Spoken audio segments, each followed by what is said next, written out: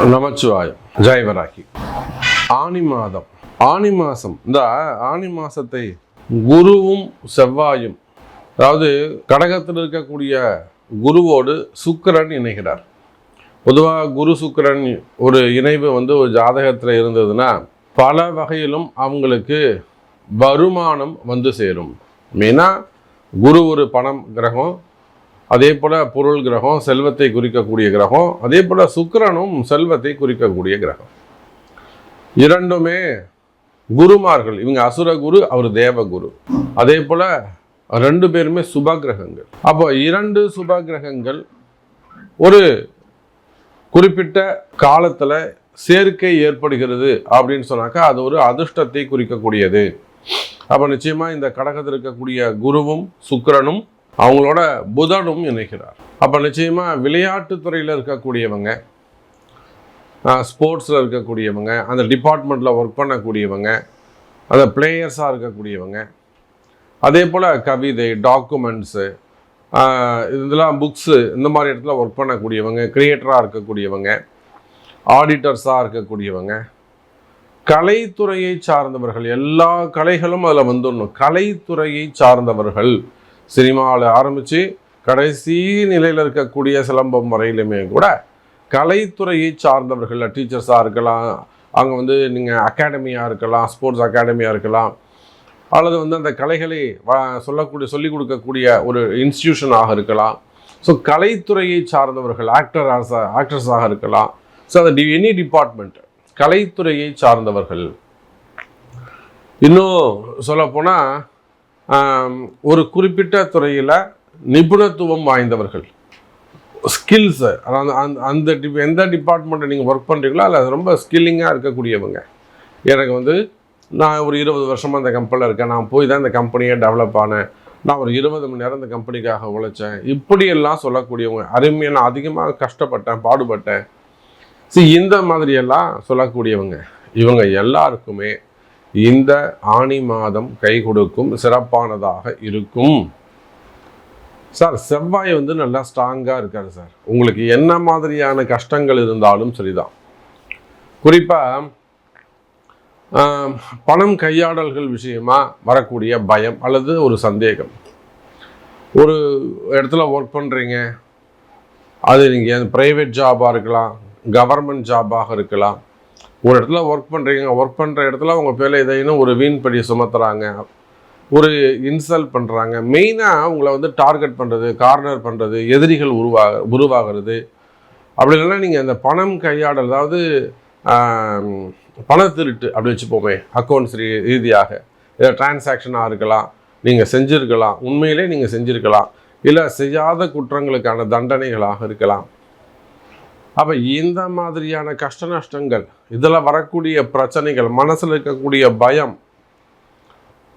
இதனால் மனசில் இருக்கக்கூடிய பயம் இதெல்லாம் இருக்குமே. ஆனால் இந்த ஆனி மாதம் அதுக்கெல்லாம் பதில் சொல்ல போது, உங்களை எப்படி காப்பாற்றுறது, அதுக்கு என்ன வழி, இதெல்லாம் தான் நம்ம ஃபுல் டீட்டெயில்ஸாக பார்க்க போகிறோம். வாருங்கள்.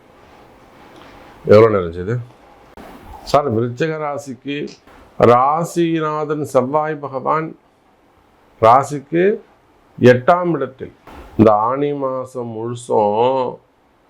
முழுவதும் செவ்வாய் எங்கே இருக்காருங்க? 8ஆம் இடத்தில் செவ்வாய். பொதுவாக ஒரு ஜாதகத்தில் 8ஆம் இடத்துல 4, 7, 8, 12 செவ்வாய் இருப்பது தோஷம்.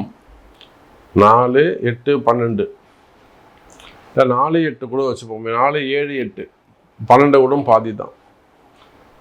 அப்போ விருச்சிக ராசி நேயர்களை 8ஆம் இடத்தில் இருக்கக்கூடிய செவ்வாய், இது ஒரு மிகப்பெரிய தோஷம் அப்படின்னு சொல்கிறாங்க.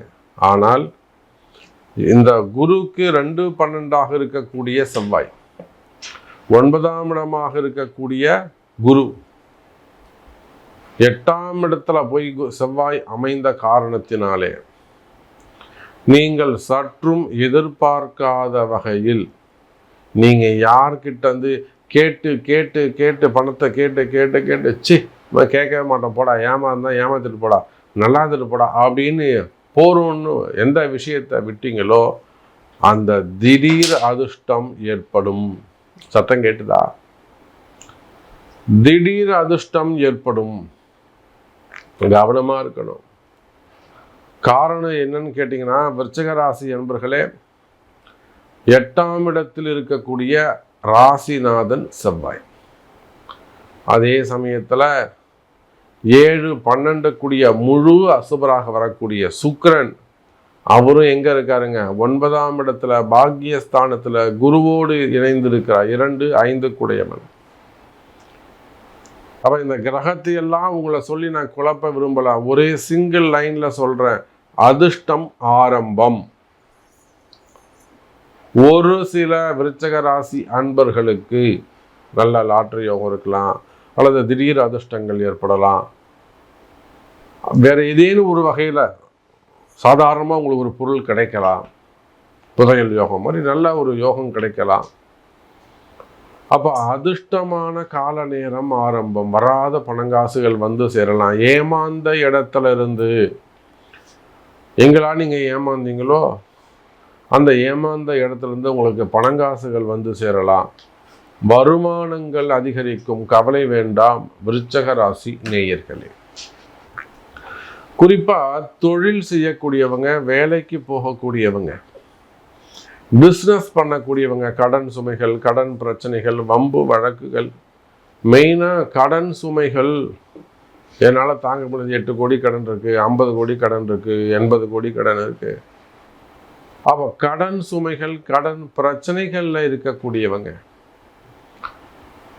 அல்லது தொழிலில் கஷ்டப்படக்கூடியவங்க, எல்லாமே நல்லா இருக்கு சாமி, பிஸ்னஸ் சூப்பராக இருக்குது, பிஸ்னஸ்லாம் நான் சும்மாவே சொல்ல மாட்டேன் சாமி, தொழில் என்னை காப்பாற்றுது, நான் தான் தொழிலை காப்பாற்ற முடியாதுன்னு பயப்படுறேன்.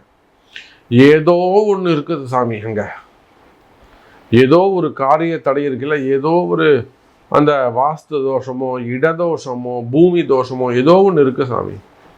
கம்பெனி வியாபாரம்லாம் சூப்பராக இருக்குது, நான் குறையே சொல்ல மாட்டேன், தெய்வ சக்தி இருக்குது, ஆனால் ஏதோ ஒரு தோஷம் இருக்குதுங்க சாமி, அது எனக்கே தெரியுது அப்படின்னு சொல்லக்கூடிய விருச்சிக ராசி நேயர்களே, அந்த தோஷத்தை கண்டறிந்து விலக்குவீர்களேயானால், அது குடியிருக்கக்கூடிய வீடாக இருக்கலாம், அல்லது தொழில் செய்யக்கூடிய இடமாக இருக்கலாம், பிஸ்னஸ் சென்டராக இருக்கலாம், இடதோஷமாக இருக்கலாம், பூமி தோஷமாக இருக்கலாம், அப்போ அல்லது கடைசியா வாஸ்து தோஷமாக இருக்கலாம், அல்லது உங்க ஜாதக அமைப்பின்படி அந்த இடம் ராசிமான தோஷமாக இருக்கலாம்.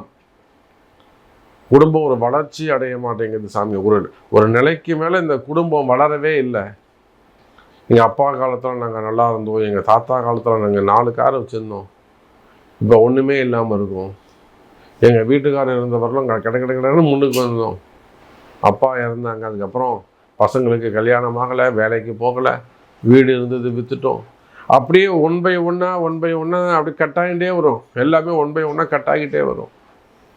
அப்போ இதெல்லாம் ஒரு மிகப்பெரிய தோஷத்தை குறிக்கின்றது. இந்த மாதிரிலாம் இதிலெல்லாம் கஷ்டப்படக்கூடிய விருச்சிக ராசி நேயர்களே, அது குடும்ப சாபமாக இருக்கலாம், புரியுதுங்களா, வழி சாபமாக இருக்கலாம், பிதிர்தோஷமாக இருக்கலாம், அல்லது கனவுகள் வருவது, இல்லை மெயினாக செய்வினை கோளாறுகள்,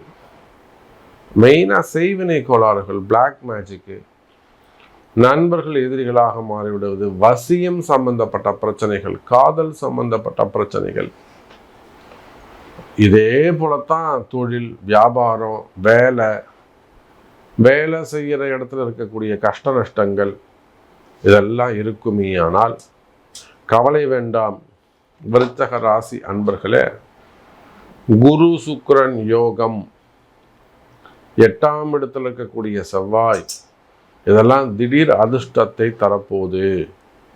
தயாராகுங்கள் விருச்சிக ராசி அன்பர்களே, வெற்றிக்கு தயாராகுங்கள். அப்போ இந்த திடீர் அதிர்ஷ்டம் வேணும், அல்லது அந்த செய்வனிலிருந்து நீங்கள் தப்பிக்கணும் அப்படின்னு சொன்னால் அதுக்கெல்லாம் பரிகாரங்கள் அவசியம். அப்போ உங்கள் பிறப்பு ஜாதகம்தான் முக்கியம். அப்போ பிறப்பு ஜாதகத்தை கொண்டு அந்த பிரச்சனைகளை, மறைமுகமான சில பிரச்சனைகளை அறிந்து வழிபாடு செய்வீர்களே ஆனால் வெற்றி நிச்சயம். விருச்சிக ராசி அன்பர்களே.